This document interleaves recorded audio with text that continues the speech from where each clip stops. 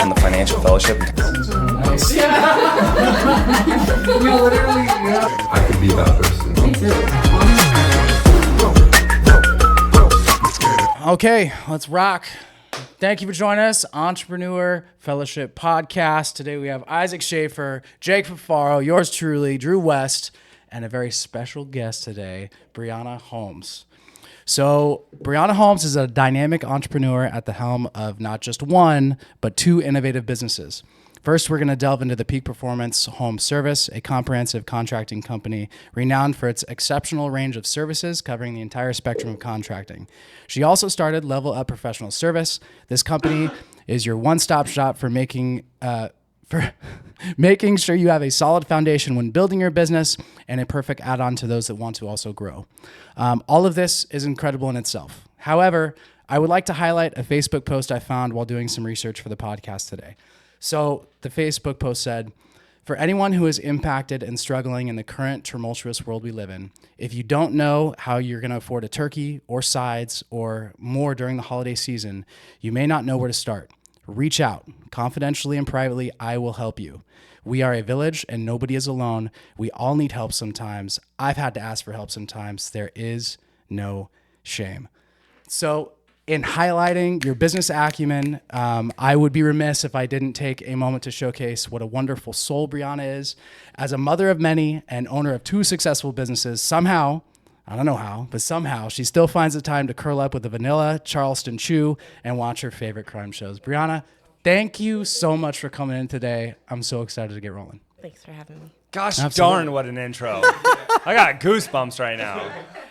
No, like I said, while doing some research for this, I found that and I was just like, man, we need more of that. Like that is what we need in the world. And it just, I was like, dude, I got to include that. It was so great. I love that so much. And the fact like confidentially and privately, right? Yeah, that was so thoughtful. No clout, you just hit me up if you need help. And that's beautiful. I think that we are, our own little tribes. It was great. It's kind of cool. That was I was actually tagged in a post for similar to that, and we were just going. But I appreciate that people don't shame or make people feel bad in those moments. If it wasn't for some of that in my life, I don't know that I'd be here today. So It's important to continue that. That's really awesome. Yep. So really quick, first question. Why do you think it is that women are so obsessed with crime shows? And specifically like serial killer shows? Because this is a question I ask people all the time because I find this to be the case. Like 9 out of 10 women love like the new Ted Bundy documentary, or like, these real crime podcasts and things like that. And I feel like 6 out of 10 maybe guys are like, yeah, I really like that. Probably more like 4 out of 10. Why do you think that is? Yeah, if that. It's interesting because I'm not really a podcast follower. I definitely grew up with Murder, She Wrote, Matlock, Perry Mason. Like those are the shows I was allowed to watch. And so now I'm more of like, how can I figure out who did this? What's their thought process? Yeah. And a lot of that probably comes from me trying to figure out so much of like my past and why some people in my past behaved the way that they did. Is like what was their triggers? Why did they behave that way? Why don't people get help before those things happen? And so for me, it's more of like educating and like, look, I'm the way I am now because I put in a lot of hard work with counseling and trying to be a better version of myself, because there's a very violent person of me not that long ago and just angry and raged out. And so I'm not far from these people who snapped or did these things, right? And so for me, it's like, what's the stopping point? Why do you want to get to that point? The consequence is there, right? There's always a consequence for everything. Good or bad, it's your choice. And so my motto that has got me through, especially the last 5 years, is I can do anything for a year. So if it's this hard moment for a year, I can do that. So my reasoning is probably a little different in the sense that I'm watching those things to keep bettering myself and educate myself on my reactions, what my triggers are, my impulses, and just how to overall handle those situations that are uncomfortable. That's good. I was kind of asking it comically, but that was a great that was answer. a really good answer. That was deep.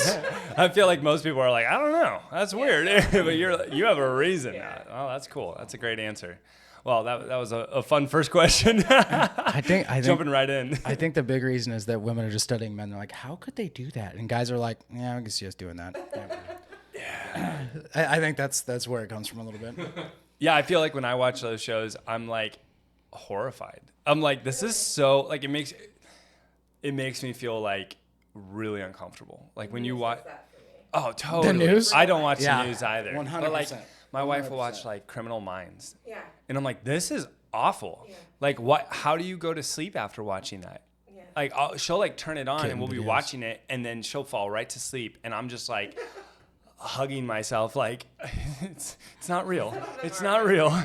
It's so dark. With my background and like knowing how, like I know how to kill somebody and get away with it, and so when I watch those shows, I'm like, yeah, not with like murdering people, but yeah, being like critical care nurse. Like, I watch those shows, I'm like, no, why wouldn't you do this instead? Like, that's a rookie mistake, right? So No one ever seen. What are you talking about? yeah. Anyways, We digress. So let's kind of start from the beginning. You know, the entrepreneur lifestyle. It's not for the faint of heart, and you decided to do it twice. So what made you decide to open your own business opposed to be working in someone else's? and start from the beginning. Like, where did this start? Where did it go wrong, etc. You want the go wrong part? Oh yeah. Oh, we yeah. want the cold hard truth. The L's are the best. As much as you're willing to share. It's hard because there's parts of that are still, I'm not as angry, but there's still like resentment. So I got to try to like reel that back in. But I have a little boy. Well, he's 6'5" now, so I guess he's not little, but he was born with a lot of challenges, and doctors just kept giving me so much runaround trying to like figure out what was wrong with him. And we were at Children's, and we were at UW, and we were doing all these things, and I just couldn't hold a job. I was divorced. I had 3 kids, and nobody would keep me on because I had to leave for all of these tests. So I literally just started working for this car lot, and they were letting me bring like the jackets home and dealing all the dealer jackets and learning how to do QuickBooks and stuff. And so I was like, oh, okay, I got this. And then that led to them referring me to other people. And then all of a sudden I'm just literally working out of a garage, getting my son to all of his appointments, and able to provide. But it definitely took a while. I had a landlord who gave me so much grace and probably gave me 6 to 7 months of free rent, just trying to let me get my life figured out after the divorce and getting my son figured out. And then I got sick, and she just was like, this isn't something you have to worry about. And so I was like able to just learn how to do bookkeeping, got QuickBooks certified, and that just turned into like 10 clients to 30 clients and it just kept growing. And so in 2017, I formed my own company. I brought in a couple employees. This is where the resentment comes. I met a girl, and we like clicked really well as people, and she brought a lot more to the table, a skill set that I didn't have. And so about a year in, she was like, I want to be partners. Yeah. And I was like really hesitant, like, man, this is my baby. I grew this. If I give this to anybody else, what is it going to do with my family? And so it's kind of like in the middle of tax season, and she was like 50-50 or I walk. Well, Did she say it that way? Yeah. Oh. So I was like, all right, fine. Personals aside, business-wise, we're growing. We do get these things done. And then we became partners. And ultimately, over the course of 3 or 4 years, I was just really undervalued. It became a competition of she had an accounting degree and I didn't. I was self-taught and she wasn't. And there was just like, all of a sudden, our leadership is different, and our staff doesn't know who to listen to, or our staff is afraid. And so it just turned into something like, okay, this is going to go, but I'm going to go find other sources of revenue. And so then I started a cleaning company, and I just started doing some basic general maintenance and stuff like that, thinking that if we have multiple sources of revenue, she's kind of the leader on that end, we'll be fine. So you did that under the same umbrella? Yeah. Why did you, in hindsight, are you saying you wouldn't do that? Yeah. No. But in the moment, you were thinking that was easiest because you wouldn't have to open a new LLC, and it just seemed easiest. Yeah. Sorry, I'm trying to dig into it a little bit. So it was just like we were already partners. We bought that building we were working out of. We bought a place in Idaho. So we were already partners. And so it was just easier, just like, we'll do 50-50. I'll manage these ones. You manage those. There's going to be benefit at the end. We just kind of delegate the hats. And there ended up being that there was just a lot of resentment, whether that was lack of communication or she felt she was carrying a load and I felt like I was carrying a load. Neither one of us were really bringing that to the other person. Anyways, it ended very poorly. So a couple years ago, I took a very low settlement because my hands were kind of just like tied. Like, I can't compete with what she's doing. I can't start my own stuff. I can't do any of this until this kind of is resolved. And so it was probably 4 or 5 months in court. And I was like, she can have it. I'll sign the non-disclosure. So probably an ignorant question, but why did it have to go to court? We were not on agreeable terms as far as dissolution, as far as who would keep what. So like we sold properties. We closed down certain entities, kept certain entities. Like it was just, there was just, again, it was like a divorce, you know, and like, and emotional, right? Because like, I'm trying to figure out why we went this way. And I'm trying to figure like the undervalue is such a, I can say this now. I grew up with a mom who I just felt I was never good enough. Oh, you got straight A's, but you could have done better. Oh, you loaded the dishwasher, but you did it wrong. There's just certain things that was never measured. And so the behavior that she was my business partner was showing me something I was used to. And so I was like in a prove it space. Like, I got this, we can do this, we can do this, we can do this. And ultimately that's not how a partnership should work. It's something I constantly telling my kids not to worry about. Like, let that go. That person's not for you. But here I am trying to prove myself to somebody and keep this business going because it's my baby. And like, I want to grow it and nurture it. So it just was time. I looked at my lawyer. I was like, I need to be done. I need to move forward. I've never felt a case of like, I've had some tough stuff in my life and I've never not wanted to get out of bed. And I was like struggling with wanting to like get out of bed and have a purpose. And I can't do that. I have kids, right? So it was just time to like close the chapter and figure out what I wanted to do. And I really toyed with like, I just need to go work for somebody. I'm going to take that W-2. I'm not going to have this stress. I'm going to just go back. And I was like, no way. Like, I know what I'm doing. I can prove that I can do this by myself. I can get back on my feet. And I took that little bit of settlement money and I reinvested it in myself. That's and killer. we do property management. That's how Peak Performance started. I did agree to a 1-year non-compete with her. And so I was like, I got to make some money. And so I went from just kind of flipping houses, which is what I did on the side, no crew, just did it on my own, to now I have 22 people that work for me. Yeah. Wow. And I was like, I'm clean outs, work, turns, and then just full residential remodels. That's awesome. So I was like, okay, if I could do this and just do $500,000, I just need to hit 500,000 this year. I'll be good. I ended up my first year hitting 1.1 million. Let's go. Yeah. Let's go. I was like, all right, I can do this. Like, it was good. And so my 1 year was over. I started level up accounting, bookkeeping, business structure, stuff I've been doing for a really long time. And I was nervous because I was competing still with like what I left and not sure what other clients or other people knew about the situation. Yeah. But we just got our 55th client this month. I started in May. That's so cool, man. Yeah. So I have 5 girls now in the office that work for me full time for the accounting side. Sure. Absolutely. Yeah. Yeah. It's a big deal. Before I want to dive all into what you're doing now, but do you mind if we spend a little more time on the partnership that didn't go well? Just because I feel like a lot of people listening to this are trying to, if you will, learn from others' mistakes and try to not make those mistakes themselves. So like, what would you have done in hindsight? Whether or not you said yes to the 50% partnership, what would you have done differently? And then also how. Would you bring on another partner in the future? And if not, kind of talk about that. It's interesting. If you would ask me that a year ago, it would have been a hard no, for sure. I don't even think that it was the 50-50 that bothered me, right? It was that there was there was the competition that was created and then lack of value. And I say that because I can do things 100 different ways, and you could do them 5 different ways, and it doesn't mean my way is better just because I know 95 more different ways than you, right? And so when you're in a partnership with somebody where you're competing that your 5 different ways is better than her 5 different ways, that is what I would say now is figure out what your strengths are and identify those roles so that you're not stepping on each other's toes, or there's not this level of like, oh, she's doing it better or more efficiently than me, or she went to school and I didn't. Like there shouldn't be competition within your partnerships, even in your relationships, husband, wife, boyfriend, girlfriend.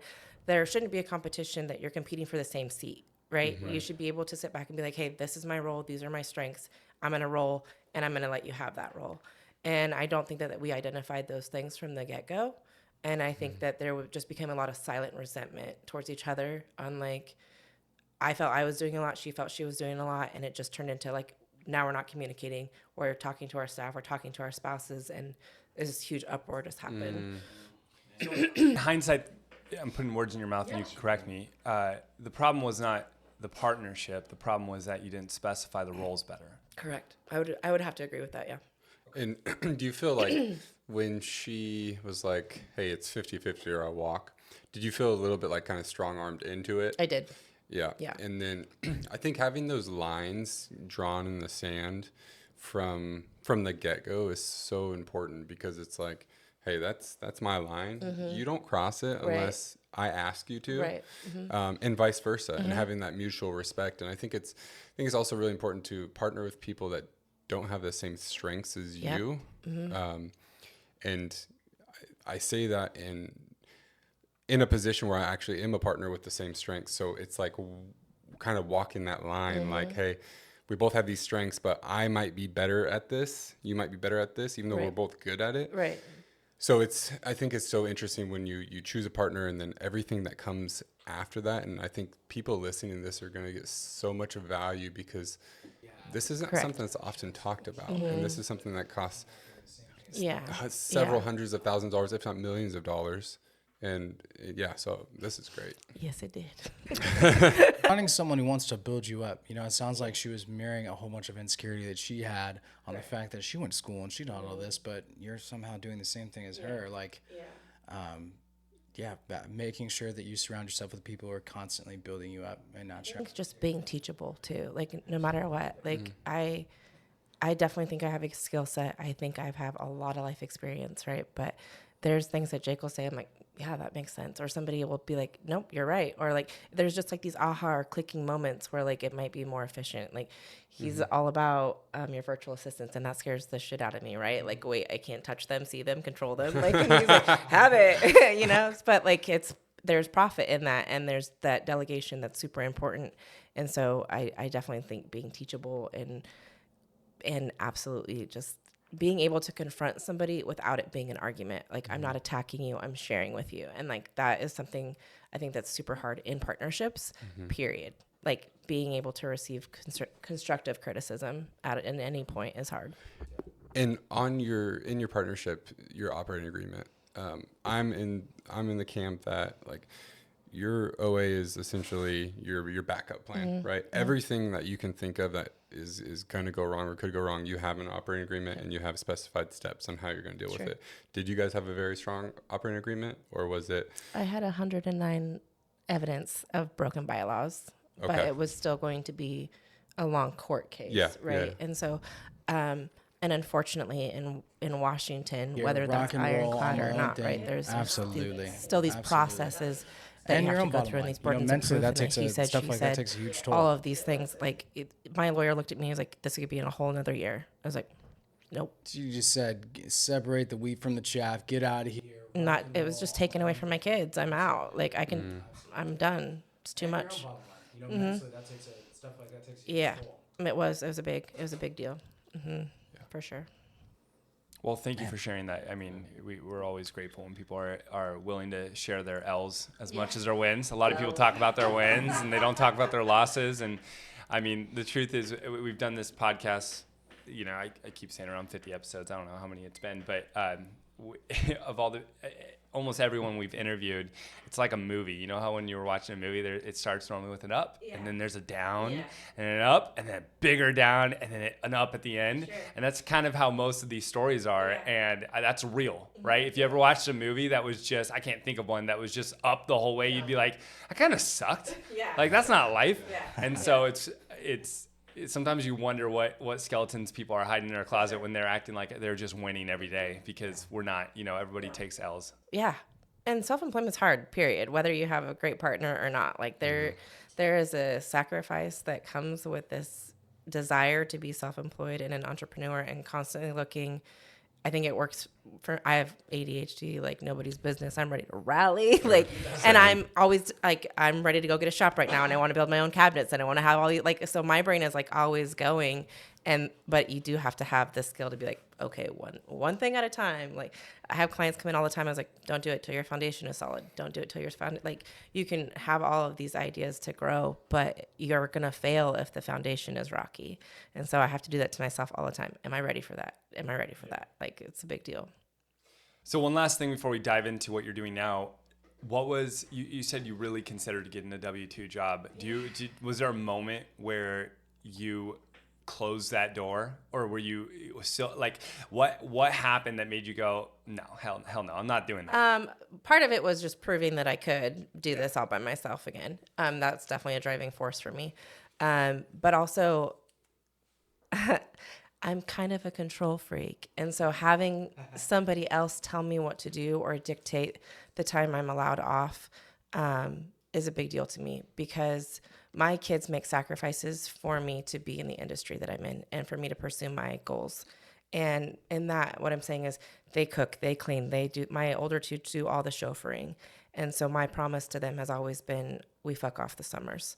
And so for 9 months, we all keep our head down, but in the summer, we're on big vacations. And I'm not going to get that being a W-2 employee anywhere else. And Facts. the time that you have with your kids is 1 to 18 is so temporary. Don't sleep. It's such a small amount of time. And I would rather sacrifice the headache of chasing my paycheck than know that I couldn't spend the summers with my kids. Love that. That's amazing. How do you find the time? That's so crazy. 2 years in. So, yeah, no kidding. You have 2 businesses. Which one did you start first? You said that the Peak technically came first. I've been doing the accounting for 15 years, but I had to take the year off. So you kind of like haphazardly popped over and I just flip houses by myself for fun. So is that like how you one of my questions was like, why contracting? Sure. Where did that come from? So the big thing, honestly, is like growing up, my parents did buy houses and then we would live in them while they remodeled them, and then we'd scale up every time. So You kind of had a picture of how that works. Yeah.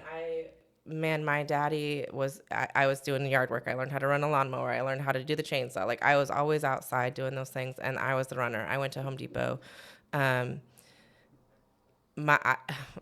He adopted me when I was 5. Great man. And my mom had me and my sister, who he adopted. And then when they married, they had another one. When I was 13, my sister died.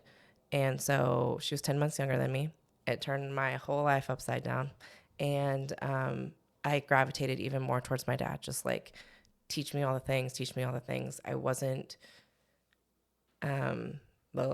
grieving is weird. It's hard, and everybody does it differently. And so when you're in a house that's kind of telling you how to grieve and get through those things, it makes you angry. And so my outlet was just leaving with my dad and like learning all the things at Home Depot. He sells exotic lumber still to this day. He's the best salesman ever.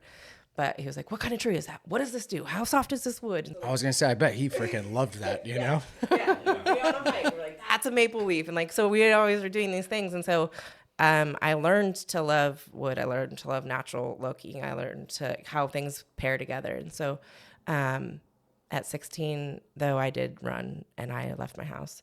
And so there was a self-sufficiency that needed to happen real quick at 16. And I learned how to sell. I just learned how to sell everything that I could to make some money. And I now do that for a living. I can go walk into somebody's house and was like, you need dark wood in here with these light cabinets. This paint would accent this. And like, that is my favorite before and after concepts ever. It makes me so excited. The first time I met Briana was at a Tacoma house that needed some renovations done, and I posted on Facebook, hey, does anybody know a contractor in the area that'd be willing to walk this with me? And I had a couple of people lined up there, and then somebody recommended her, and like Briana Holmes, and I'm just like, a woman? Like as a contractor, like it's just not super common, right? And she gets there and I meet her, and she's just running laps around the other contractors that were there, like by describing, explaining what's going to happen, how she's going to move this wall, how she's going to put a beam here, how she's going to do this, and like just like spitfiring stuff. And I'm just like, okay, this is who I want doing this. And then unfortunately that didn't work out. And then next one, same thing. And unfortunately that one didn't work out either. But it was just like, so, and your knowledge in contracting and renovations is like just so far in front of everybody else. And the thing that I like about it most is you obviously know construction, but what I think you bring to the table that's a lot different is the design aspect about it. Not a lot of contractors have a design aspect about them, and especially interior. And I'm just like, so whenever somebody needs something in your realm, I'm just like, don't waste your time or your money. Just go that way. That's who knows it. No, that's huge. A lot of contractors think they know what they're talking about, and all they're doing is they're just regurgitating white and gray. Yeah, it's so true. And they're not matching like, oh, well, this is a Craftsman home. Like maybe. Well, and that people have personalities, like, right? And so I'm doing one right now, and I can't say that I love her color choices, right? But I can see what she's wanting. And so offering a navy blue cabinet base is better than a gray, like, because the color she's choosing. So you just have to listen to, like, what they want. And I missed a lot, too, right? Everybody's focused on the sale and saying what their bottom dollar is. And I'm just like, let me see that before and after. Like, it's so exciting. It's a big deal. So when you left the house at 16, you said you just started selling. What did you sell? For sure was homeless for a little bit.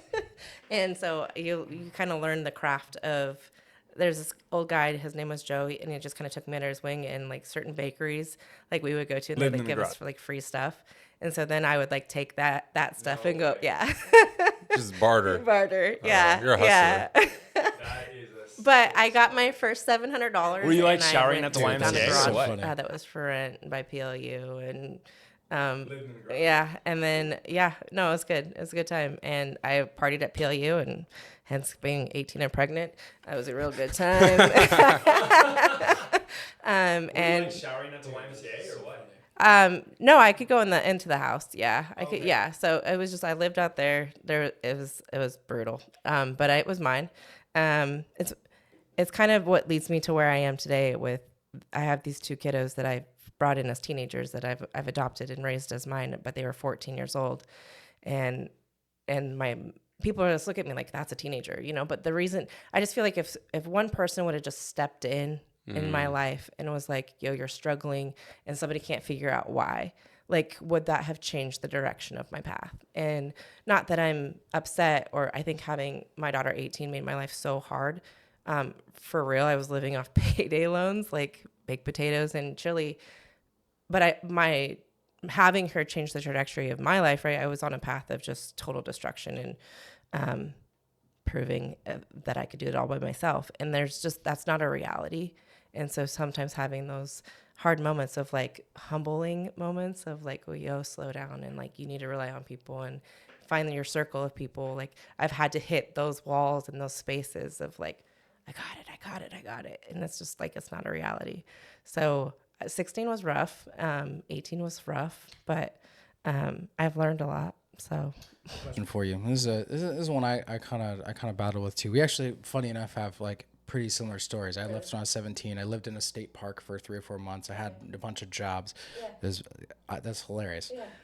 Do you feel like, because of what you've been through and the people you associated with early on, do you feel like you have like more love for people who are struggling, or do you feel like you're harder on them? Interesting. So for about 5 years with my kids, I ran something called the Project Trunk Run.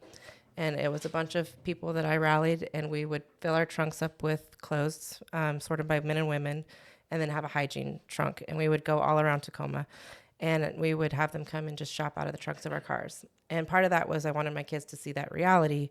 But the other part of that is doing life the way that I did, realizing that everybody that is homeless has a story. And it's not always just because of drugs.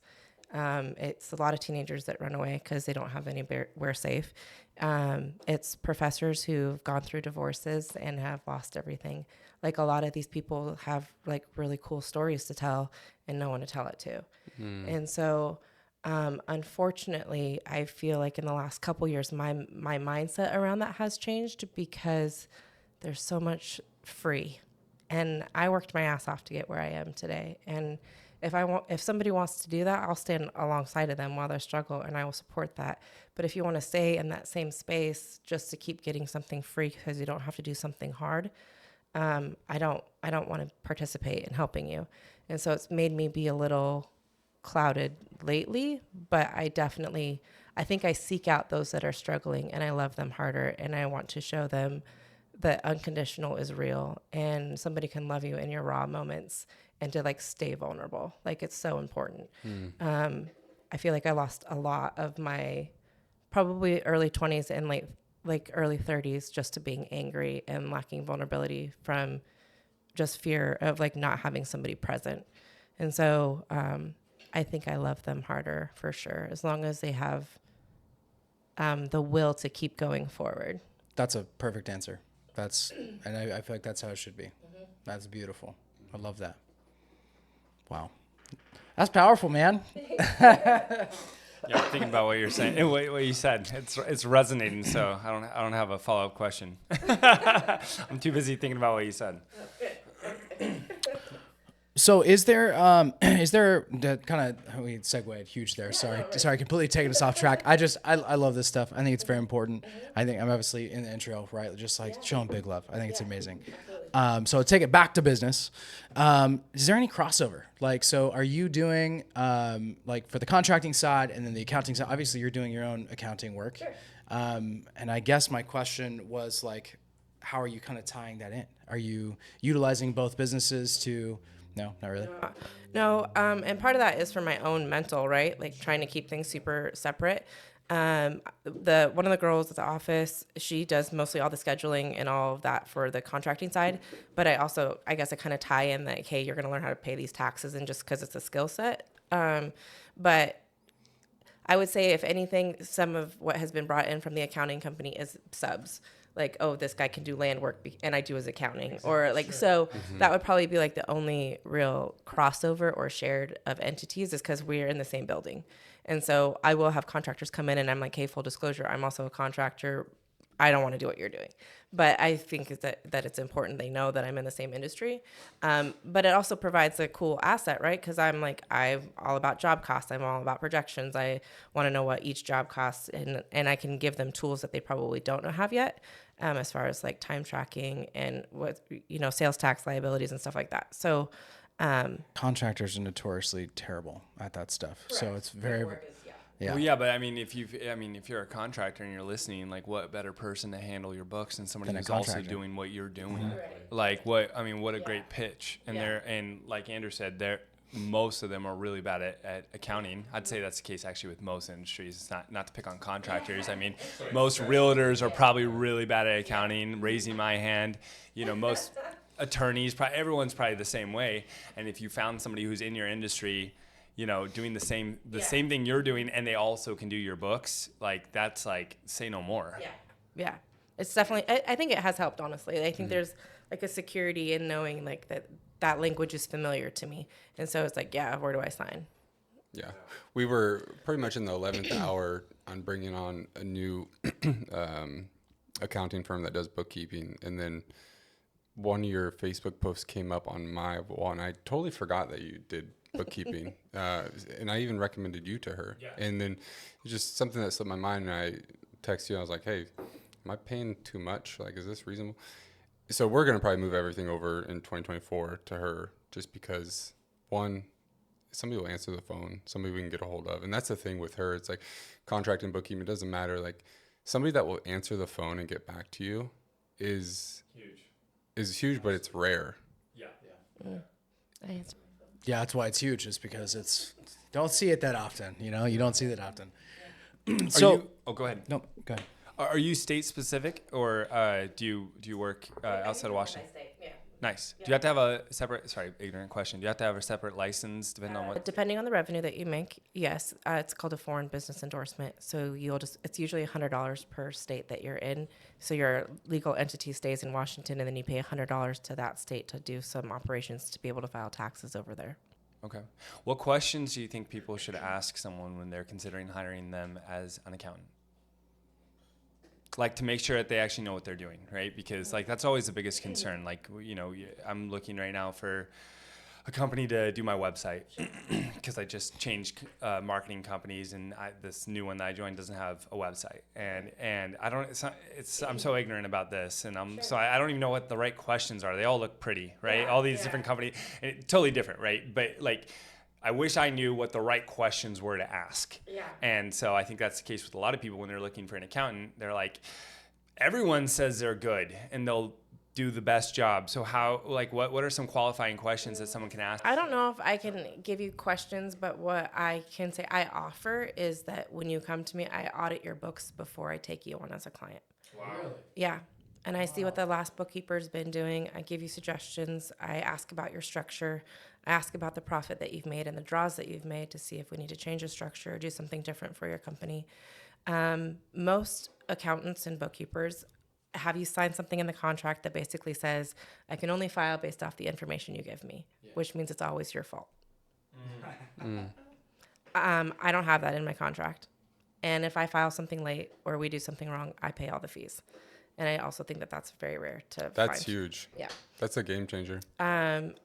We should know, right? You hired us to do that. So I've had to say plenty of I'm sorry's in my day, but I think that that is something that makes me stand out against the rest, where I just take accountability. It's Yeah, you actually said I'm sorry, and you made it right. I mean, that's saying it with your chest, though. Like, you're standing on your name. You know what I mean? Like, that's incredible. Yeah, but that's how referrals are, right? And I'm definitely think integrity is everything, and I think that your word is everything, and what you stand behind is important. And so that's also everybody that works for me. If they make a mistake, that's my mistake. And so I believe in accountability 100%. So that's usually what I would say is you want somebody to review what you already have and give you suggestions more than asking questions, because unfortunately in our industry, there's very standard answers, right? So they can tell you they can do payroll. They know how to do payroll taxes. They know how to do all of those things.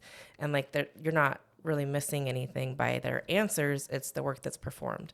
So I promise a P&L the 5th of the month after, as long as you've given me your information. You should be having regular communication with whoever's in your books. You shouldn't be reaching out to somebody. So that's my big thing in my office is communication is key. So did you ask them? They didn't respond. Okay, it's been 48 hours, follow up. Like, that's our job. That's what they're paying us for. So. That is so different, though. Like, That's good. On the accounting bookkeeping side, have you worked with, I'm sure you have, especially over the past 15 years, clients getting ready to exit and sell their company? Sure. And if you have, what is some advice you can give somebody in that situation where they're getting ready to go down that road and it's probably 1 to 2 years out, and it's time to really make your documents obviously look as good as possible, Sure. as attractive as possible to get ready to sell? I think depending on the dollar value of the business, it's important to have a business appraisal. I think it's important to have your books audited yourself before you present something and really know the value of your company, right? Like, I could sell mine all day long because it's important to me, but it matters that what you can present. And then what is your exit strategy? Are you trying just to take a lump sum? Are you taking a monthly buyout? What does that look like? How long are you willing to do that for? And you kind of having your own expectations set, and then having somebody draft that where there's an easy follow through. I will say selling a company or moving from a company isn't very black and white for people who have grown that, right? It's very emotional. And your value in that is going to be more than what somebody can see on paper, because it's your sweat equity that nobody's giving value to, right? And so being prepared that somebody might offer something a little lower than what you think that is, because the numbers are what they are. And making sure it's not an emotional response or decision. It has to be very business. Yeah. I look through probably 5 to 8 sets of P&Ls a day on different companies, and I can always tell when they have a really good accountant, and I can always tell when they don't. Yeah. Oh, yeah. If they're It's doing it themselves, massively it's different. very bad. But when they have a really good accountant, it's like, it's just so black and white. Yep. and things are categorized in ways that actually make sense Yeah. for that industry versus because every industry does not make their P&Ls the same. No. And so it's very interesting to hear you say that as well. So, yeah. Jake, are you attracted by companies that have bad P&Ls, like poorly organized P&Ls, because you're like, opportunity? You can't back up the It numbers. speaks, that's one, and it speaks to a value add that's there somewhere, right? The disorganization, the fact that they haven't had these prepared, it means we can usually get a better deal. Yeah. Yep. But at the same time, I probably would prefer something to be more organized and there's less guessing and you can really prove that, hey, the income was this. So we had a guest on last week that bought a business and it was a big fraud thing, lots of money missing, et cetera. And it'd be interesting to go back and retroactively and look at those P&Ls versus something else. Yeah. It'd be fun to have you two on the podcast together. I know. That'd be a fun one. You guys actually have the same name too, which is hilarious. I know who you're talking about. Yeah. That's funny to think about. It's like when you're looking at a property to flip. It's like the worst condition. You go, oh, this is gonna be more work, but more opportunity too. Yeah. So you want it in better condition, but if it was, you'd pay more. So you're like, you kind of want that knob and tube wiring, That's right. Yeah, I mean, I'll go underneath the house and I'll be like, yes, this is a winner. You walk in. Smells like money, baby. That's so funny. Exactly.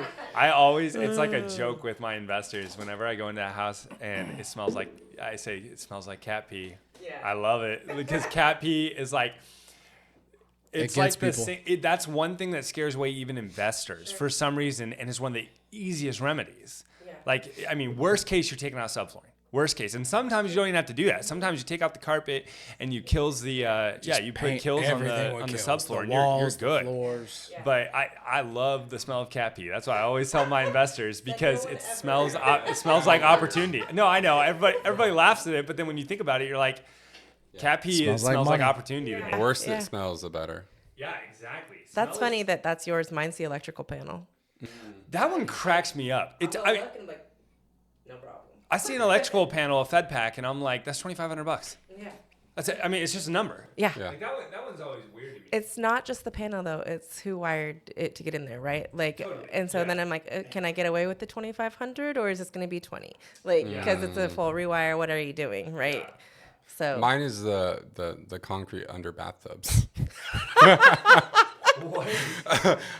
Inside joke that we'll talk about later, but she's working on a really big project on the 16 unit we manage down in Olympia. Yeah, that really shoddy work has been done, and it was a do-it-yourself job. Yeah, unfortunately, there's going to be several hundreds of thousands of dollars of an insurance claim that will be denied, rightfully so. So why was there concrete under the bathtub? Do you know? Great question. Like no gas. You're supposed to have the concrete under the bathtub, and most bathtubs have a knockout box where you do your drains for the tub and the shower. That's very small, usually 12 by 12, 10 by 12. This is like 4 foot jackhammered out, and so all of the water came underneath from the soil, from the foundation, and flooded this unit because he didn't fill it back in after he probably did part. Yeah. There's 10 bathrooms on the bottom floor of this building? 12. Oh. Yeah. Bro. Yeah. Yeah. Yeah.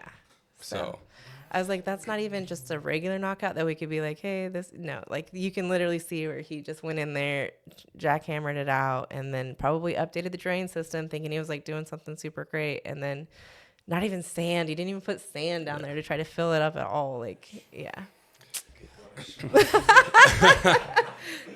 So that leads to like kind of another question, right? So contracting, do you work with subs or do you just have people who?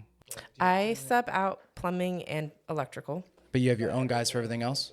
Okay, that's a lot easier. So, I mean, have you had any trouble like keeping good quality guys on, making sure people show up when they say they're going to show up? Because like you said, having integrity for yourself and everything rolls to you, right?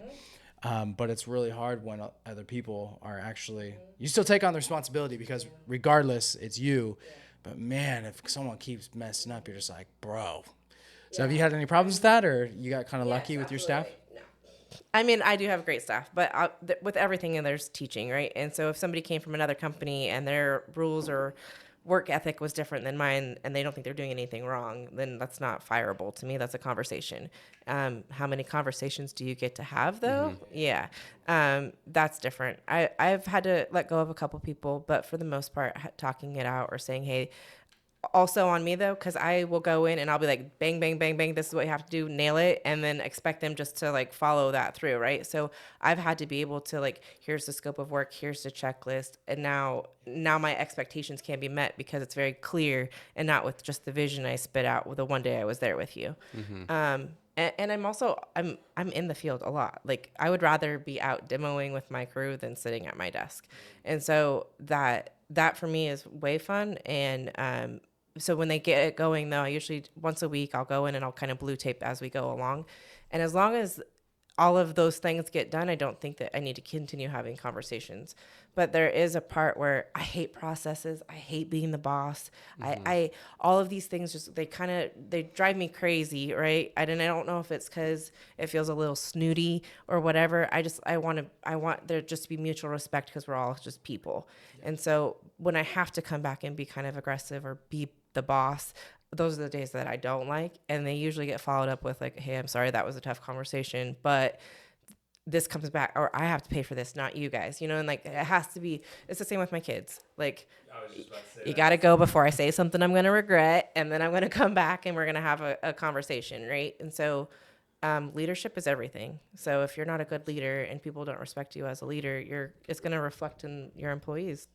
Andrew always says hard conversations, easy life, easy conversations, hard life. And when he first said that to me a few years ago, I right away realized that with like my marriage. I'm like, when one of us is upset, perhaps rightfully so, maybe not rightfully so, maybe it's because of your own problems. If you just bury that and you don't have the hard conversation, it's not like it's going to go away. It's not like you're just going to be like, oh yeah, I don't actually care about that anymore. You're just going to become more bitter, and it's going to make the problem worse. And so the hard conversation is going to be hard, but if you don't have it, then the relationship's not going to be long.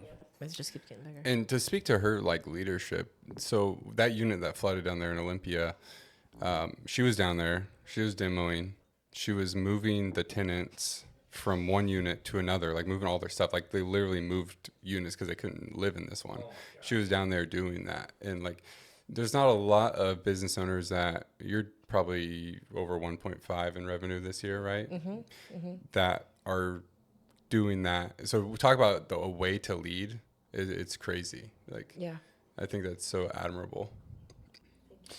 One of my questions was, and it kind of ties into that, what hats do you wear in your businesses? Like what have you delegated for the most part? I mean, I'm sure you wear every hat if you have to, right? Like you were just saying, Jake, you were helping tenants move and demoing, but I'm assuming those aren't regular hats. They are for Jake. I've had to do a couple.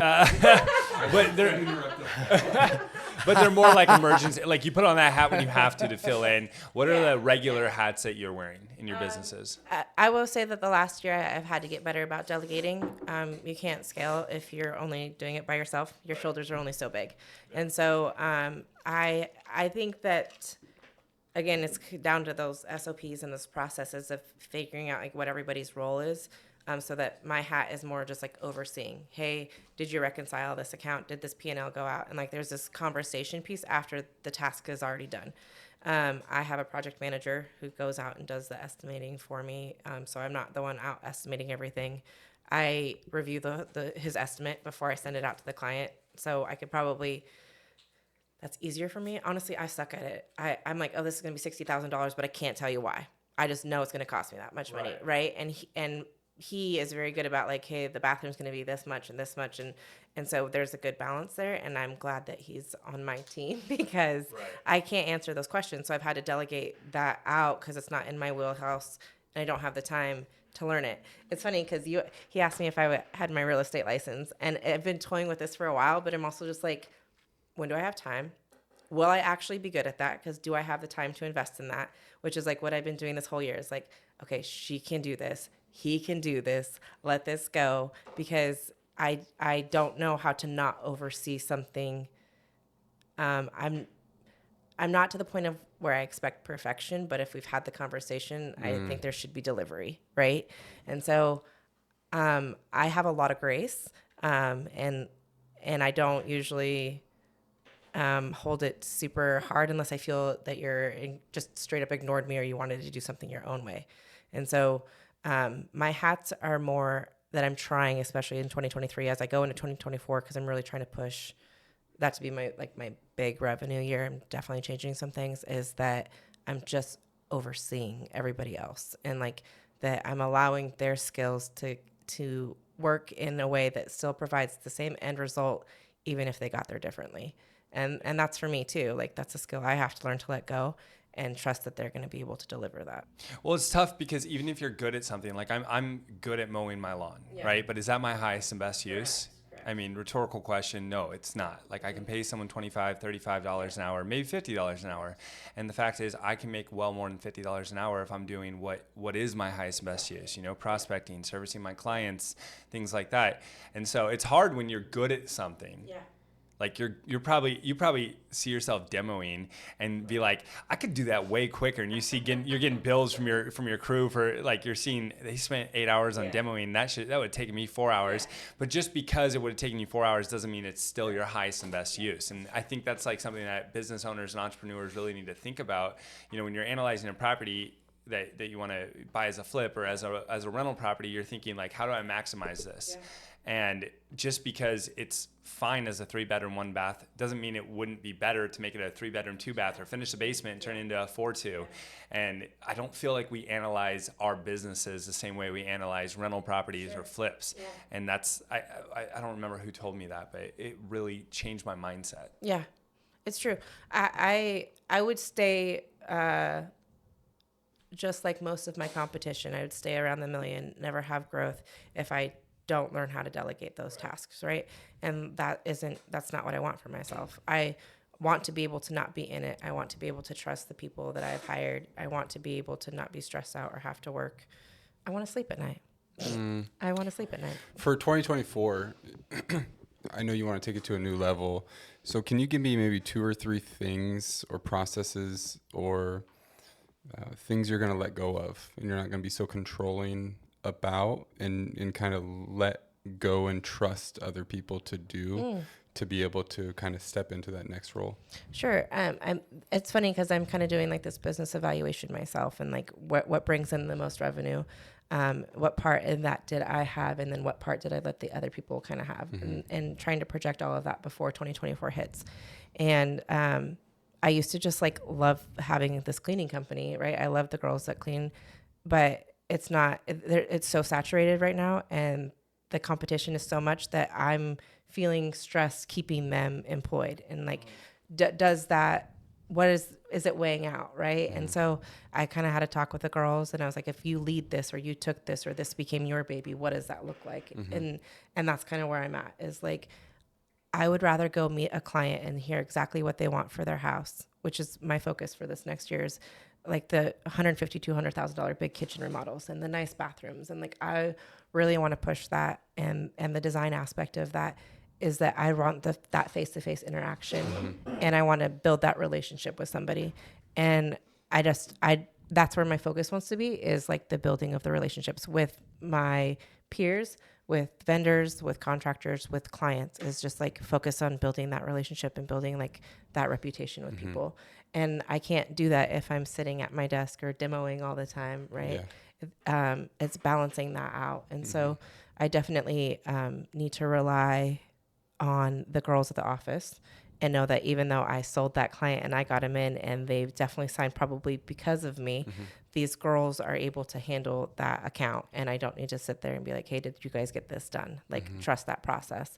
And it's the same with the construction, because when I do get your calls, I'm like, I gotta go. Like, I'm ready for the crowbar and the hammer and like, let's check it out. And being like, okay, no, I have a lead for that, and I need to let him handle that. Yeah. And don't be afraid to give that number out, right? Yeah. Because I'm the same way. If I would rather have somebody go to this person, but it is awkward, especially when you have a personal relationship, because you kind of want to continue to nurture that relationship and make sure those calls don't start to go somewhere else. Exactly.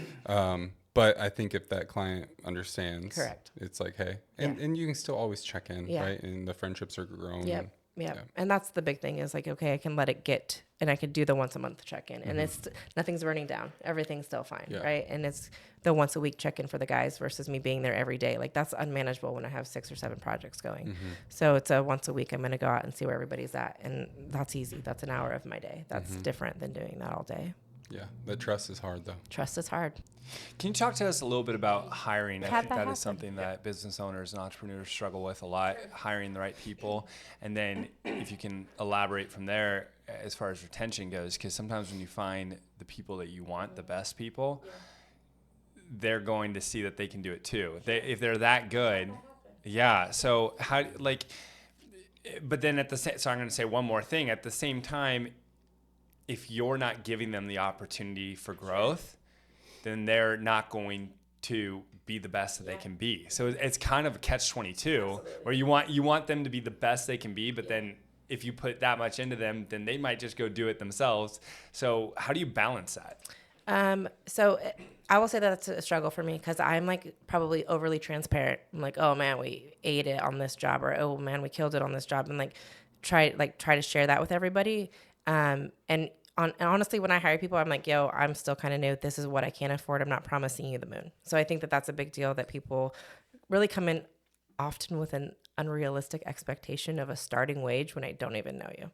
And the other thing that I've implemented is a 3-day working interview. I will not hire anybody unless they've worked for me for 3 days. That's so smart. That is so smart. It's a paid working interview.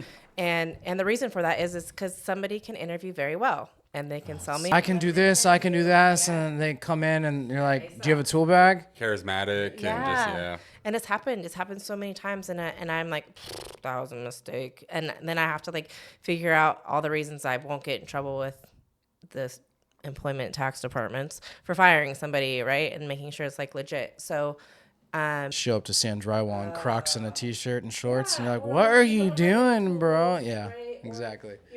So you've been doing this for 5 years, but you don't have a tape measure? You have to show me pictures. I want at least a reference, and then it's a 3-day working interview. And I will say that the most feedback I have gotten from especially the guys is that I go out with them, and that like I'm not above that. I will go out and I'll throw shit in the dumpster, and we demo, and I'll bring you supplies.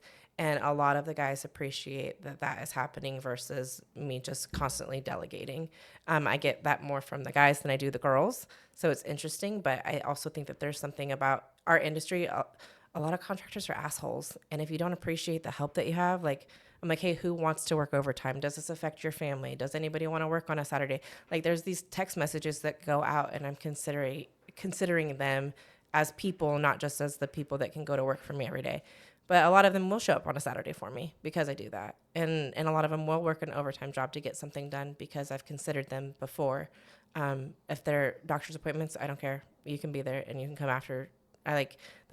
Family is everything to me. And I think that is something that I have absolutely shown the crew. And I think that's why I've had retention. A couple years for some of these guys that have been with me. Well, they probably know they can't bullshit you either if you know what you're doing. Like if you're on the project, they know that they can't like say, oh yeah, this took longer, when you're like, no, it shouldn't have. Like I know what that takes, and that you're wrong. Like I need a better reason. And then the retention part, I think the working interviews is brilliant. And we do a working interview usually just one day just because the skill set's a little bit different. But the retention aspect, like I think what I think really stands out is I know of weeks that you didn't have 80 hours for guys and you paid guys 80 hours. Yep. And sometimes you have to do that for A and even B plus players to keep them, to keep them happy and to look out for their family, their well-being. And that's why they are willing to pick up those extras weekend shifts and work overtime. Yeah, that's very true. Yeah. So you had your negative experience early on where you brought somebody in as an equity partner because your hand was kind of forced. From a different perspective, when I was the managing broker of this office, the owner early on gave me ownership. And I didn't ask. He just gave it to me. And I still think that was one of the smartest things he ever did. Because, hear me out, like not self-serving. Because I wasn't paid like most managing brokers because the company couldn't afford it. Like what, I wasn't bitter about it. I saw the P&Ls and I was like, I'm being paid what we can afford. But man, I treated it like it was my company because it was. Yeah. And so what do you have I don't know, as time has passed, probably wounds are starting to at least scab over a little bit. Have you thought about, like, if you find the right person, would you ever do that again? Or are you more like, no, I would. And a lot of it came one from Jake, right? Like just like that this is a partnership to me, even though we're not on paper a partnership. Right. And there's a couple other people that I've been able to build that with. Like if I was in a position, I know that they would be there for me. And I consider every business relationship a partnership to some degree. And it's kind of restored my faith in like seeing value in people and being even just you inviting me to this, like I went home and I talked to my kids about it and I was like, it sounds so silly, but to have so many years of being undervalued, for you to say that I bring value was just like, I went home and I was like, what a cool phrase to hear, right? And so to me, that doesn't matter if it's like this or I'm on paper 50-50 with somebody anymore. As long as that reciprocation of value and understanding of the role, I think that partnerships can be unstoppable because one person isn't capable of doing everything. And so, yes, I am restored in the sense that I now know what to look for. I know what's important to me, and I know how to absolutely communicate my expectations, even if that might hurt somebody else's feelings. That's good. That's really good. And I think you really start to know somebody's character with two things. One, time, like a time horizon. And then two is seeing them in stressful situations and seeing them in situations where you lose money, because that character will start to come out over time and you get to know. But nothing builds that trust besides time and problems. Yeah. Maybe spitballing this, maybe I'm just thinking out loud, maybe a good way to test to see if you want to really partner with somebody would be to partner on something smaller. Like maybe say, hey, let's do a flip together. Yeah. 50-50 on the money, 50-50 on the time. Let's see how it goes. Because if that doesn't go well, we're not going to look at a flip unless it's, 40,000 minimum profit. If it doesn't go well, we make 20,000 and hey, that was a cheap lesson. Yeah. Right? Yeah. So I don't know, maybe that would be an opportunity. Instead of you letting them into your whole book of business, you bring them in on a small business opportunity and then go from there. I would do it. And she's the perfect person to do it, right? 'Cause one of us, if we found a deal and financed it, well, she could run the project. Yeah. Right? Absolutely. Absolutely. Love it. Well, this has been awesome. Yeah. This has been great. Does anyone else have any other questions? Yeah, I got one more question. I struggle with this, and I see so many business owners struggle with this. It's the whole shiny object syndrome, right? Like, and I can see, especially with your businesses, they're symbiotic. I mean, they're at least, they feed each other to a certain extent, and it's so easy to see. I could do a roof. Or I could start plumbing, or I could start cleaning windows, whatever the case. How do you keep your eyes open for opportunity, but also not overextend to where like you have too many irons in the fire and you're not doing anything as well as you can because you're doing too much? So I personally also struggle with that. I do. But I've also, same thing, if your foundation isn't solid, you don't have the room to octopus out. And that's a big thing. If I want to do roofing, cool, that might add another couple $100,000 to my revenue, but that's also $8 a man hour on top of the $35 an hour that I'm paying. And so that's kind of where I'm at. Like, hey, is that worth that to me? And my shiny objects now would be more of an instant gratification process versus that's going to take me a year to get my money back. Like what? I'm saying, like, I wouldn't go to roofing because the risk to get to where my end result would take too long, right? So if I want to go flip a house, that to me is quick money. That's going to be 6 to 8 weeks and I'm out. I'm going to go do that. That's where I'm going to put my time. And so my shiny objects is that worth my time? Because trust me, I really want to go design kitchens only, and I want to shop and I want to paint every single one of them with different farmhouse sinks and like different knobs, but I don't have time to do that right now, right? Could I do that in a year? Sure, because everything else will be settled down and I can have that shop and I could bring this person to this shop and sell this kitchen because I already did my time. And so shiny objects are everywhere. He's a baller, like as far as that goes. Like not like financially, sure. No. But what I mean is like, he's like, cool, that makes sense to me and that's worth my time and I can turn that and this makes sense. Whether that's 1 year, 2 years, 3 years, it's your goal. And right now my goals are I can do anything for a year. and anything for a year doesn't really bring me $200,000. That's not worth it to me. So you kind of look at it a year out. You say, okay, how quickly, I mean, in 1 year, where are we going to be? And then you look at the ROTI, return on time invested, like is that worth it, as opposed to taking that time that I would be investing into that and doubling down on this business I already have or this business I already have. That's a great answer. Honestly, I'm like, I don't want to work this hard for 10 more years. I don't. It's really hard. It's exhausting. And so it is more for me is like what happens at the end of a year. That's manageable. That's realistic. That's easy for me to put in 5 years, 10 years. That's, you know how much can change in 5 years? That's so unreasonable. So much. And it sets you up for failing, in my opinion. That's how I take that. If my checklist didn't get done, I failed. And like, that's not a mentality that I rock well with. So I just do a year. A year is manageable. When you set goals, do you goal set past the year? Never. Wow. Yeah, I don't have any goals past the year either. No, I mean, not at all. No. Okay, but you guys have like an idea of when you want to be able to step away from your business. So you guys have. I mean, come on. So to some degree, but also like next year I could crash, right? Like next year I could get hurt. Next year I could get cancer. Next year my son could die. Like there's all of these variables that happen that could totally change the trajectory of that. And if I have a 5-year plan, what would be my reason to get up? I already failed it, I guess. Yeah, I would say think back at any point in your life, and you would be the one person that would actually say, no, I have done this. But think back to a time where you've had a 5-year plan or a 10-year plan. I would say 99% of people, life throws you so many different things. That 5-year plan looks a lot different than what you originally thought it would. So I think I'm a bigger fan of like quarter goals, month goals. And because if you can stack those, the 5-year plan will work itself out depending on what life and God has planned for you.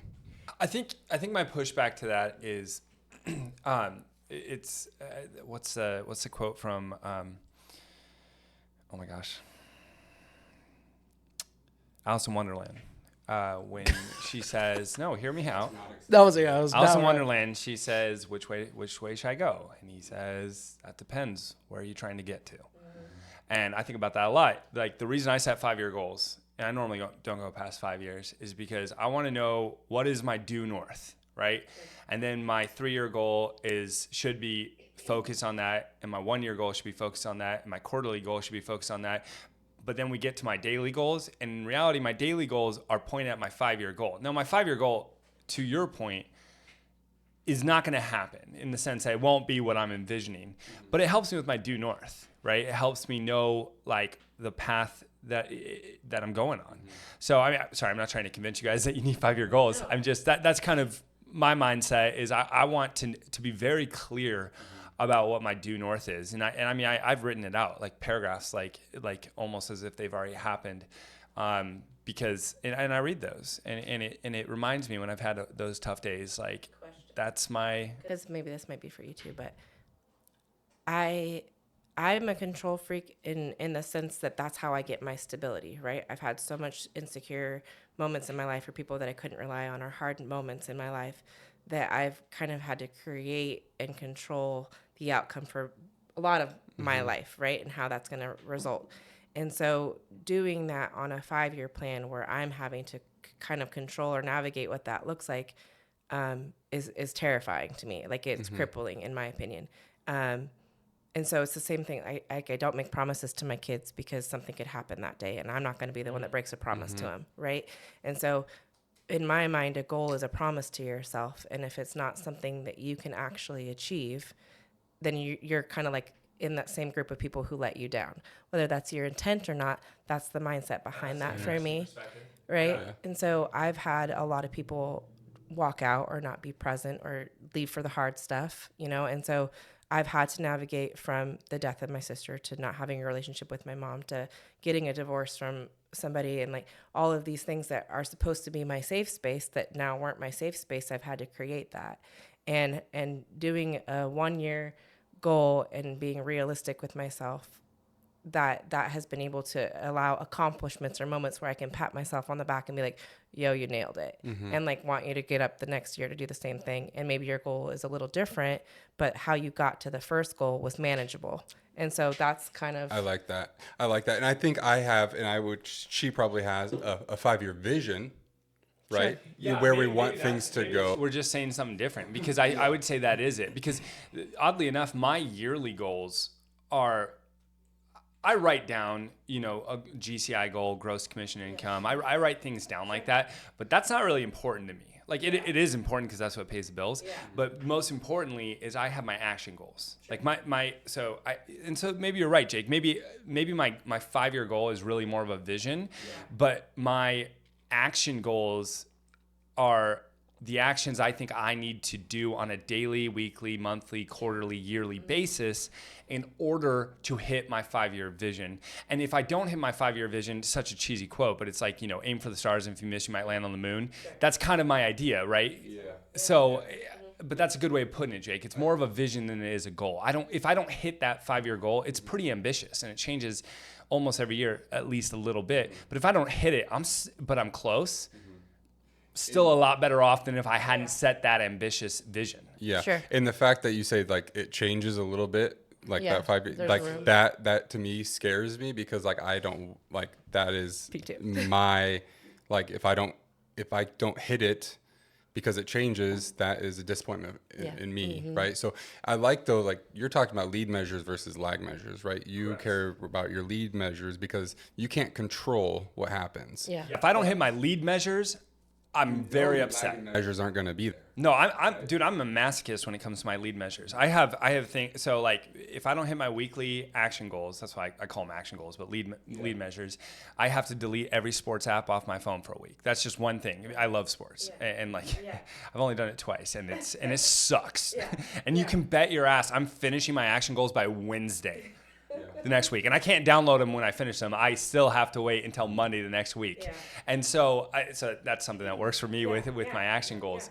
But I don't know. I guess I was just saying that the vision helps me plan my actions better. 100%. I think we all agree there for sure. Cool. I have one last point before we get into the final 4 questions. Is you are in business and you started your business from the ground up, essentially the way that I don't think is the most efficient way, because that's not how my DNA is ran, to bootstrap it and get going. I think it's better to take it once it's off of the runway and it's in the air. And given that, and just to point out, I think what you've done is incredible, and I wish I could bootstrap something like that. Do you ever envision yourself buying a business? Yes. Would you ever consider it? Yeah. Okay. Yeah, absolutely. Mm-hmm. Do you see the benefits of kind of how, like, once it's already in the sky? Yes and no, right? I think that everything can come with a problem, right? I think that a lot of people paint really pretty pictures, and sometimes it's a false reality. Do I see a benefit of something already being structured and having something in place, and that I have a skill set to take that and make it something better? Sure. Oh, 100%. But having the reality of, like, just because they said this, you're going to lose people, you'll lose clients. Like, you can't always control that part of it. Yeah. And so I think as long as that's realistic, there's something also scary, though, about having something established, right? Because then you have to convince all of those other people that stick on with you that this change that you're about to do is going to be good. Mm-hmm. And that also comes with a little... Yeah, I think if there's somebody I know that's positioned well to go into a new business you purchase, I think you would win hearts over pretty easily. So like a bookkeeping business or an accounting firm or something like that, it would be something that would just be so natural for you to go into. Yeah. And there's a lot for sale. Yeah. Well, and looking at them like flips, right? You're not looking to build your rental portfolio by buying new construction. You're looking to build your rental portfolio by buying crappy homes that need some work. And I feel like that would be your target for buying businesses, is looking for poorly run contracting businesses and poorly run accounting businesses where you're essentially buying their book of business and putting them into your good systems and your good operations and your good staff. Sure. Yeah. Do you have an exit strategy for either one of your current companies? No. You're planning on keeping them? I think that the bookkeeping thing is something that I always do. I don't know that the contracting that I have right now would stay at the level it is. I think that I really do want to find a niche eventually, but I'm not sure what that looks like yet. Bookkeeping I can do from anywhere. I could take a phone call. I could be on the computer. I think it's something, there's something about somebody coming in with an idea and helping them set up a business and then turning that in and then talking to them at the end of the year and like being like, yo, you killed it, or you did it, or you thought about that, and like, look at what you did, that I don't know if I ever want to exit from. You enjoy it. I do. Yeah. Yeah. That's awesome. Yeah. Well, guys, should we get into the final 4 questions? Okay, so I'll lead things off. What is a regular activity that you do on a daily or weekly or monthly basis that you feel like has the highest ROTI, highest return on time invested? I mean, all of these are going to be personal probably versus business, but my decompression is like my kids and like the weekends. Like we are bowling, we are out at arcades, we go to the waterfront. Like my oldest is going to be 21 next week. She lives with me, and then my daughter and her boyfriend, who's 20, they live with me. So all 5 of my kids still live at home, and on the weekends we always are doing something like together, and that's how I can turn off business. It's a restart, it's a refresh, it's the reason to keep getting up. So it's definitely my weekends and doing building memories, making memories with them, because they're important to me. So filling your cup, you would say, is like you have to fill your cup in order to, do the rest of the important tasks that you have to do. That's a good answer. Yeah, I love that. If you had a time machine and you could go back in time and change one thing, either something you did or didn't do, what would it be? I think honestly it would just be communication. And I spent a long time just angry at the world, lack of understanding, all the whys. Why did this happen? Just a lot of why me. And I think that if I could go back, I would like to communicate better with people and maybe prevent some loss that happened just from being too afraid of being hurt. That's a great answer. If you had the world stage, everybody in the world, billions of people, you had 5 minutes of their time, all eyes on you, to put a message out there, what would you say? Be patient, be vulnerable, and be present. Be patient, be vulnerable, be present. What do you mean by be vulnerable? People, I think, walk around a lot afraid of being authentic and being their true selves. And there's this version of us that somehow always ends up camouflaged depending on the audience that you have. And in that you're not able to build real relationships and true friendships. And I think that vulnerability is something that is scarce in this world because people are afraid of judgment and afraid of somebody being disappointed in them or not being present for them. And so being vulnerable and being who you are and building your crew around you of real, authentic people, I think is super important and not really thought about anymore. That's awesome. I mean, that kind of goes back to what I was saying earlier about, people are willing to talk about their losses. That's how you know somebody is real. When someone's just talking about the wins, they're not being vulnerable. You know that they're hiding. Yeah. It's a big big deal. Sniff that bullshit out It's a pretty big quick. deal. Mm-hmm. Yeah, absolutely. That's a really good way to build relationships too, is like being vulnerable with people. Some of my deepest and oldest friends I have are from places of being deeply vulnerable early on. And just be like, well, if you don't like me after this, it is what it is. Like, I don't know what to tell you. This is who I am. Sorry. I mean, the reality is we all have really dark and ugly moments, right? And if we're all going around painting lollipops and rainbows, what a false reality we live in. 100%. I feel like that's, not to get political, but I feel like we've seen that recently in the political realm where people like Donald Trump, Vivek, and other people, I'm not saying anything pro or against them, but I think people are relating more to them because, and like you're finding all these things out about Trump and all these things that everyone's like, oh, this is bad. Like, why are you still on Team Trump? And it's because his fan base, they're like, because he's not full of shit. That's what they're saying. And whether or not you think Trump's full of shit, I'm not getting into. Yeah. But it's like it's almost more they're attracted to the authenticity of it. They see that he's a bombastic, loud guy, but they believe him, and they hear all these other politicians who are just saying what everyone says, and it's bothering them.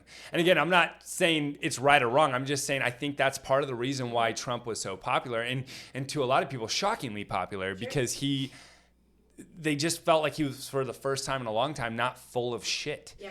Even, which is funny because a lot of people are like, well, he is full of shit, but it's like, yeah, but he says he's full of shit, and it's like, he tells us that. So I don't know. It's an interesting. I even do this to the kids. Like, they know you don't lie in my house, because like that will result in like the worst consequence ever. But if you just like come to me and we talk about it, and like that usually is more of a consequence than me blowing up, is like that they feel bad that we're having this conversation.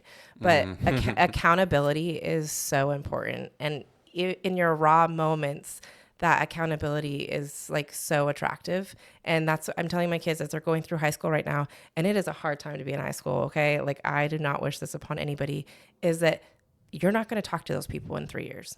Like, all of these people who are being bullies to you, and you're trying to change to get them to like you, like, those are not your people. And just be accountable for who you are. Stand with what you need to say, because you don't have to agree with everybody. You don't have to be rude, but you don't have to agree with what's going on around you. Like, you just don't. And so accountability and being respectful that's huge. So maybe Trump from a bigger level is like, I'm saying stand tall, even if somebody's not going to agree with you, and be who you are, because it's important. Like, that's what's going to define your future, is those people who stick with you during those moments, and not the pretty ones that you made for them. Yeah. And you remember more so how people handle their mistakes as opposed to their mistakes. Like, you remember the mistake more so if they were in denial about it and they didn't admit when they were wrong. But like, when when somebody screws up and it pisses you off, but then they humble themselves and they admit that they screwed up, golly, they get so much grace from me. Yeah.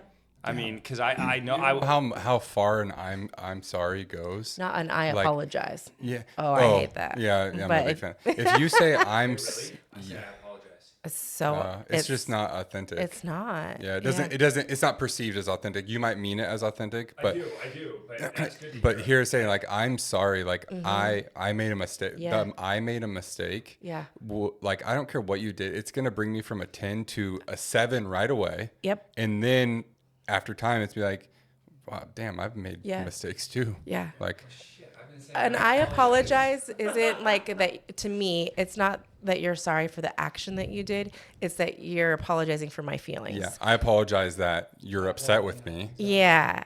Like, so it just doesn't feel like it's for me. It feels like it's for you. I apologize that you took it that way. That's I'm sorry. I'm sorry your feelings are hurt. Like, that's what. It's so funny, because I always thought sorry was kind of like, when a kid's like, sorry. That's kind of how I felt about that word. But when someone says, oh, I apologize, it's like, perspective. That's good to hear, though. Yeah. Good to hear. Okay. Changing that tactic. I'm excited for this because I feel like her number is going to be different than kind of what we think. So I'm excited for this last one. Ask the last question? No, go ahead.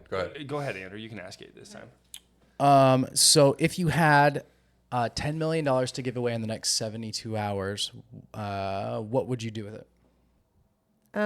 I kind of think I answered this, but my desire would to have a big location where I can help mothers and fathers, but of special needs children. There's not enough resources out there for us. I fought diligently by myself for a long time against the state to keep my son, against Catholic Community Services, like all of these things to prove that I was fit. And in that is such a defeating moment. And so I would love to be able to provide resources for people to say, you can, because there was moments that I wasn't sure I could with my son, and violence and fear and doing a lot of it on my own. I literally had to figure out how to get through that. And I had to make sure that I got through that and not affected my other kids who are watching that. And it really is eye-opening, the lack of resources that are out there for people in this position. Getting SSI, getting disability, all of these things. You have to jump through all of these hoops to get them. And then the parents lose them for the kids if they make too much money. And like all of there's all of these battles, these uphill battles that you have to go through. And if it wasn't for the school that my son went to and the principal that he had and these teachers showing him mass amounts of grace and letting me cry all the time, I don't know that I'd still have my son today. And so being a single mom for a long time, having a kid at 18 and then having a kid with disability, there was a lot of fend for yourself moments and a lot of resources that will close the door on you the minute you don't fit the criteria and you're just stuck to figure it out. And so I would definitely build some kind of resource to help those people and make that easier to navigate.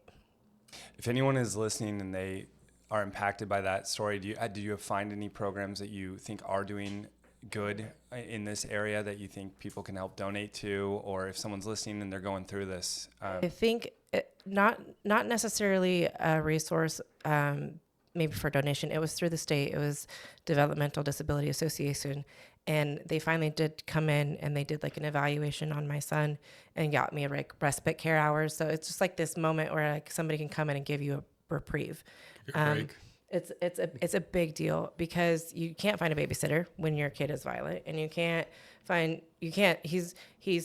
autistic, but he also has intermittent like behavior disorders, and he could be touching you and be so very sweet, and then he's pulling your hair and punching you. Like, how do you explain that to somebody, right?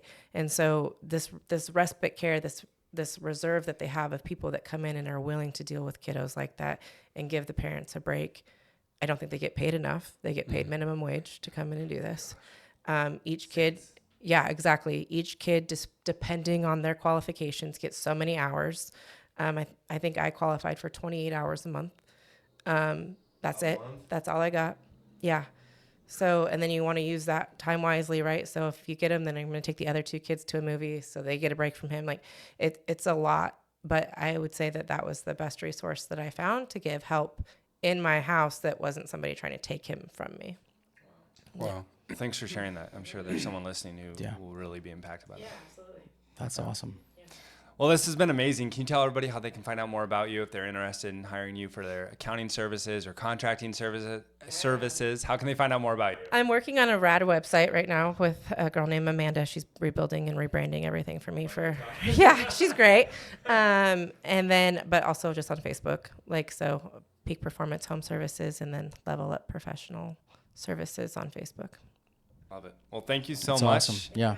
Thank you so much. And I think the measure of a human is not predicated by how they take their dubs, but how they take their L's. And I think you gave us a really awesome roadmap today on how to do that with grace and absolutely crush it. So thank you so much for coming in. It's been awesome. Okay, everyone. Well, if you like what you heard, check us out anywhere that you listen to podcasts and check out the YouTube channel. Love y'all.